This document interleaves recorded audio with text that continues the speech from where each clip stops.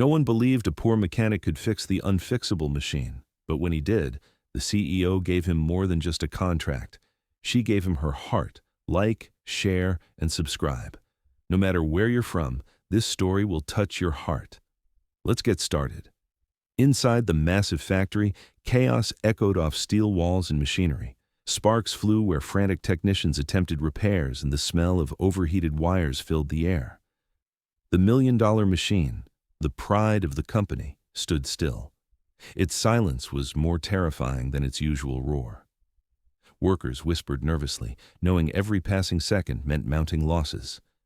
At the center of it all stood the CEO, a sharp 40-year-old woman with piercing eyes and an air of authority. She crossed her arms, frustration evident. "If this machine isn't fixed soon, we'll lose everything," she declared, her voice trembling with restrained fury. The factory had been her empire, built over decades, and this particular machine was its crown jewel. Without it, production would halt, contracts would collapse, and the reputation she fought to build would crumble. Teams of engineers had tried their best. Each one came forward with confidence, but walked away defeated. The machine was a labyrinth of circuits, gears, and systems beyond ordinary skill. Her company's future was slipping through her fingers, and her staff looked to her helplessly, waiting for answers she didn't have. Every failure tightened the knot of tension in the room. Among the dozens gathered, a man stood apart from the crowd, a 35-year-old mechanic named Daniel. He wasn't in a polished suit or a lab coat, but in a worn-out shirt stained with oil, his boots scuffed from years of hard labor. He was a single dad known in town as humble and hard-working. But in this factory, he was just another lowly repairman. He had no degrees, no prestigious background, only hands that knew the language of machines better than words. He stayed quiet, listening, but inside him stirred an unusual confidence. The CEO's eyes swept across the room, sharp and demanding, seeking someone brave enough to step forward. For a moment, silence dominated. Then Daniel shifted slightly, raising his hand. The crowd turned, some with curiosity, others with mockery already forming in their smirks. He wasn't part of the elite engineering team, just a hired mechanic called when simple jobs were needed. His courage felt out of place in that moment, like a whisper in a storm. But he took a step forward anyway, his voice calm yet steady. "I can try fixing it." The CEO arched an eyebrow, intrigued but skeptical. She measured him with a glance, his worn boots, tired eyes, and calloused hands. To her, he seemed more like a man who fixed tractors in dusty fields than someone who could restore a million-dollar machine. Still, the absurdity of the situation tugged at her frustration, and she let out a sharp laugh. Half in jest, half to challenge his nerve, she smirked and said, "If you fix this engine, I'll marry you." The words dropped like a spark in dry grass, igniting the crowd's laughter instantly. Laughter spread through the room like wildfire. Engineers chuckled, some shook their heads, and a few outright jeered. "Did you hear that? The mechanic fixing what we couldn't." One scoffed. "Might as well let a farmer solve it," another whispered. To them, Daniel's attempt was ridiculous, an impossible dream that didn't deserve respect. The CEO herself didn't expect him to succeed. She had spoken out of sarcasm and fatigue, but Daniel didn't flinch. His eyes locked on the machine, and instead of the ridicule around him, he saw only the challenge calling to his hands and mind. Daniel had always lived in the shadows of doubt. As a single dad, every job he took was about survival, feeding his daughter, keeping a roof over their heads. He wasn't used to applause or recognition, but he knew machines like old friends. Where others saw tangled wires and dead ends, he saw patterns, possibilities, and hidden logic. He didn't need fancy tools or degrees. He needed focus. The jeers didn't matter. The CEO's smirk didn't matter. The machine, silent and waiting, was the only voice he chose to hear in that noisy hall. Slowly, he approached the massive machine. Its steel frame loomed over him, casting a shadow that seemed almost alive. He placed a hand on the cold metal, closing his eyes for a second as if listening. Behind him, murmurs and laughter buzzed like hornets, but Daniel shut them out. He crouched, examined the wiring, traced the gears with his eyes, and noticed details others had overlooked. "You've been hurt before," he whispered softly, almost as if the machine were a wounded creature. His hands moved with instinct, mapping its secrets, the way only years of grease and toil could teach. The CEO leaned back, half amused, half impatient. Part of her wanted to dismiss him outright, to tell him to step away before he embarrassed himself. Yet something in his composure stopped her. He wasn't fumbling like the engineers had. He was deliberate, calm, methodical. A flicker of doubt passed through her, doubt in her own assumption. Could this mechanic truly see something the experts had missed? The crowd, still laughing, didn't notice the slight shift in her expression. For the first time, she felt a spark of curiosity burn through her frustration. The Facto's chaos grew quiet, almost eerily so, as Daniel prepared to attempt the impossible. The laughter still echoed faintly, but now there was an undercurrent of tension, like the hush before a storm. The machine sat there, lifeless yet powerful, and the man everyone dismissed was about to challenge it. His daughter's face flashed in his mind, her trust, her hope, her belief that her father could do anything. He inhaled deeply, wiped his hands on his shirt, and leaned closer to the heart of the broken beast. The test of his life was about to begin. The mechanic didn't laugh at the joke. Instead, he walked closer to the broken machine, his boots echoing across the cold factory floor.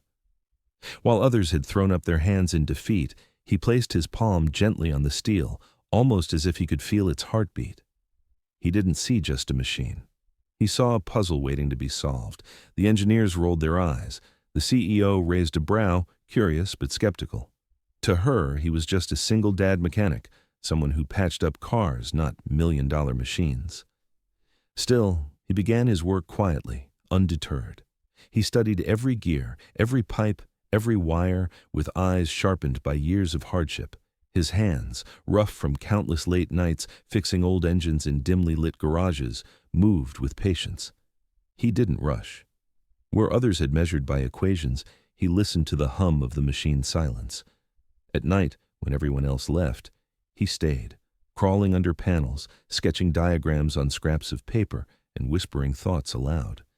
The machine wasn't just broken, it was misunderstood, and he was determined to understand it fully. Days blurred into nights, but his determination never faltered. His shirt clung with sweat, grime streaked across his face, yet his focus remained absolute. When exhaustion threatened to consume him, he remembered the promise of stability for his daughter, the reason he woke up every day. Failure wasn't an option. The CEO sometimes came to check on him, arms folded, pretending not to care. But she noticed something the others lacked in him, humility mixed with relentless drive. He didn't demand recognition, didn't ask for help. He simply worked. One afternoon, his little daughter skipped into the factory carrying a small paper bag of sandwiches. She was only 8, with eyes that shone brighter than any spark. "You can do it, Dad," she whispered, handing him the food. Her voice was soft but firm, like a secret promise between them. He smiled, the fatigue easing from his shoulders. That encouragement was worth more than any paycheck, more than any title. With her tiny hands brushing away grease from his cheek, he felt his resolve burn hotter than before. The engineers mocked him at first, whispering among themselves, "A mechanic fixing this? Impossible." Some laughed openly, calling his efforts a waste of time. But as the days stretched on, their laughter quieted. They began peeking over his shoulder, curiosity replacing arrogance. He was doing something no one else had dared, taking the machine apart, not just physically, but in his mind. He mapped its flaws like a doctor diagnosing a patient. Slowly, their smirks faded into stunned silence, replaced by awe. Even the harshest critics leaned closer to see his progress. Piece by piece, the stubborn machine began to respond. A lever that had refused to move for weeks suddenly shifted under his touch. A gear that had been frozen sparked to life after he adjusted its alignment. The sound of metal responding rang through the factory like music. The first time it emitted a faint hum, every eye turned. Engineers who had once sneered were now taking notes, whispering nervously as though watching a miracle. The CEO, despite herself, leaned forward, her heart racing. She had not expected this. The factory became a stage, and he, the quiet performer, each movement of his hands drew more attention. At night, when he wiped sweat from his brow and tightened the last bolts, the factory lights seemed to glow brighter. It wasn't just a man repairing a machine. It was a father fighting for a future, a man defying the odds. His daughter often sat nearby, swinging her legs and humming songs, filling the silence with warmth. She watched proudly, knowing her dad wasn't just fixing an engine, he was proving to the world what he was capable of. The CEO tried to hide her shifting emotions. At first, she had seen him as nothing more than a pawn, a man to mock with a careless dare. Yet now, every spark that flew from the machine felt like a spark in her chest. She admired his persistence, his refusal to give up when all the experts had walked away. She caught herself staying longer in the factory, watching him with a mix of admiration and something else she couldn't name. For the first time, she believed that maybe he could actually succeed. Then one evening, after nearly collapsing from exhaustion, he tightened the last valve and pressed a switch. At first silence, then with a sudden jolt, the machine roared. Gears spun, pistons pumped, and the massive engine, thought dead by all, came alive with thunderous energy. The entire factory shook with its awakening. Engineers gasped, mouths open in disbelief. The CEO froze, eyes wide, her smirk replaced with wonder. His daughter clapped, squealing, "Dad, you did it!" In that moment, he wasn't just a mechanic. He was the man who accomplished the impossible. The night was heavy with silence as the mechanic stood before the giant machine one last time. His hands were blistered, his shirt soaked with grease, but his eyes carried the fire of a man who refused defeat. Around him, engineers and workers gathered, half curious, half skeptical. Even the CEO, usually surrounded by advisors and assistants, was there, arms folded, gaze sharp, masking the nervous hope buried deep inside her. He bent down, adjusted the final bolt, and whispered to himself, "For her. For us." With trembling fingers, he pressed the switch. The machine shuddered at first, coughing like an old beast waking from a long slumber. The sound echoed through the entire factory floor. For a breathless second, everyone thought it would collapse again. But then, like thunder splitting the night sky, the engine roared to life. A deep, steady growl that grew stronger, smoother, until it purred like perfection itself. Lights flashed, belts turned, gears spun. The million-dollar system that had been declared unfixable was reborn before their very eyes. The crowd erupted. Applause, whistles, shouts of joy filled the vast hall. Workers who had doubted him were now cheering his name. Even the engineers, once mocking him, stood frozen in awe, unable to believe what they had witnessed. The mechanic straightened up slowly, wiping the sweat and oil from his face, his chest heaving with exhaustion and triumph. The CEO, her heels clicking against the floor, walked forward. She was a woman used to power, used to keeping her emotions hidden. But as she stood face to face with the man who had just achieved the impossible, her composure cracked, her lips curved into a proud, almost tender smile. You did it," she whispered, her voice trembling. "You actually did it." He gave a tired smile, his eyes still burning with determination. "You said it couldn't be done, but I don't believe in impossible." She swallowed hard, her earlier words ringing in her ears. "If you can fix this, I'll marry you myself." At the time, it had been a taunt, a way to put him in his place, to silence the laughter of her board members. But now she realized it was a promise, and she was not a woman who broke promises. The factory quieted as she reached for his hand. The touch was firm yet gentle, the kind that carried both respect and something more. Looking around at her employees, she declared, "He fixed what the world said was unfixable. He's not just a mechanic. He's a man of vision, of courage, and I am a woman of my word." Whispers ran through the crowd, disbelief spreading like wildfire.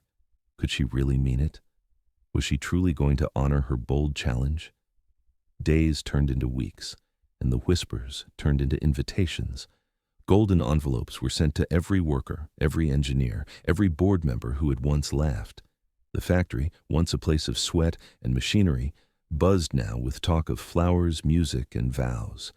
When the wedding day arrived, the contrast could not have been sharper. The mechanic, dressed in a suit that still felt foreign on his rugged frame, stood nervously at the altar. He had spent his life with engines and tools, not tuxedos and ceremonies. But when he saw her walking down the aisle in a gown that shimmered like starlight, his doubts melted away. The CEO, the woman who once ruled boardrooms with iron resolve, now looked at him with softness in her eyes that no one had ever seen before. Every step she took was not just toward him, but away from the world of pride and arrogance she had once lived in. The vows were simple yet powerful. She promised to stand by him, not above him. He promised to love her, not just for her power, but for the heart he had discovered beneath it. When they kissed, the room erupted with claps, cheers, and even tears. The workers who had once mocked him now raised their glasses high, celebrating a union no one could have imagined. But the story did not end with the wedding. Their partnership became something more than love. It became legacy. Together they ran the factory, combining his raw skill and her strategic vision. Where she brought innovation, he brought practicality. Where she sought perfection, he reminded her of humanity. Under their joint leadership, the factory grew into one of the most respected names in the industry. Workers were no longer treated as mere hands, but as family. Apprenticeships were started for poor kids who had no chance at education, inspired by the mechanic's humble beginnings. And every time the massive engine roared to life, people remembered the day it had been saved, not by experts in expensive suits, but by a man who refused to give up. Years later, when their daughter, born from a love story that began as a joke, stood beside the same machine, she listened to her father's story. He knelt down, handed her a small wrench, and said, "Remember, impossible is just a word. What matters is how hard you're willing to try." The little girl smiled, holding the tool like a treasure. The CEO, now softer, but still radiant, stood beside them, her hand resting on her husband's shoulder. Together, they had built not just a family or a business, but a legend. And it all began the day a poor mechanic dared to take on the impossible and won both an engine's life and a CEO's heart.